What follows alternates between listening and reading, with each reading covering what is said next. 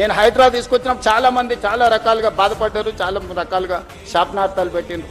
కానీ ఈరోజు ఏ లేక్స్ అయితే మేము రిస్టోర్ చేసినామో ఆ లేక్స్ని ఈరోజు అభివృద్ధి చేసి ప్రజలకు అంకితం చేస్తున్నప్పుడు వేలాది మంది వచ్చి మన కుక్కట్పల్లి నల్లచెరువు ప్రారంభోత్సవానికి పోతే బిల్డింగ్ల మీద నుంచి వేలాది మంది నేను రోడ్డు మధ్యలో వెళ్తుంటే ఏదో పక్క దేశంతో యుద్ధం చేసి మనం సాధించి వస్తే వచ్చినప్పుడు వెల్కమ్ చేసినట్టు, లేకపోతే వరల్డ్ కప్ క్రికెట్ గెలిచిన ప్లేయర్ వస్తే వెల్కమ్ చేసినట్టు కాలనీలో అందరు ఆడపిల్లలు పెద్దలు అందరు వచ్చి స్వాగతం పలికాను.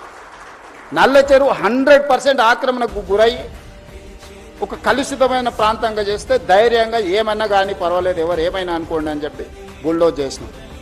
బుమ్రక్ దౌలా ఈరోజు ఓల్డ్ సిటీలో మన సర్దార్ వల్లభాయ్ పటేల్ అకాడమీ ఎదురుగ్గా ఒకప్పుడు ఆ బుమ్రక్ దౌలా నిజాం కుటుంబము తాగడానికి నీళ్లకు అక్కడ మెడిసినల్ ప్లాంట్స్ పెట్టి అక్కడ వాటర్ రిస్టోర్ చేసి ఫిల్టర్ బెడ్స్ పెట్టి వాటి నుంచి తీసుకొచ్చి అక్కడి నుంచే వాళ్ళ కుటుంబానికి తాగడానికి నీళ్లు తీసుకెళ్ళి అంత గొప్ప లేక్ని మొత్తం ఆక్రమించుకోవడమే కాబట్టి కలుషితం నిండిపోయింది.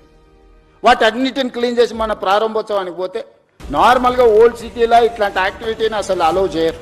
వాళ్ళంతా యునైట్ అయ్యి ఒక రకమైన రాజకీయంగా ఒక రకమైన నిర్బంధమైన పరిస్థితులు ఉంటాయి. కానీ వాళ్ళే ముందుకొచ్చి అక్కడ ఉండే ఎమ్మెల్యేలు ఎమ్మెల్సీలు ఎంపీలు అందరూ ముందుకొచ్చి one of the best project మాకు ఇచ్చినావు, ఇంత అద్భుతంగా ఇది వస్తుందని మేము ఊహించలేదు.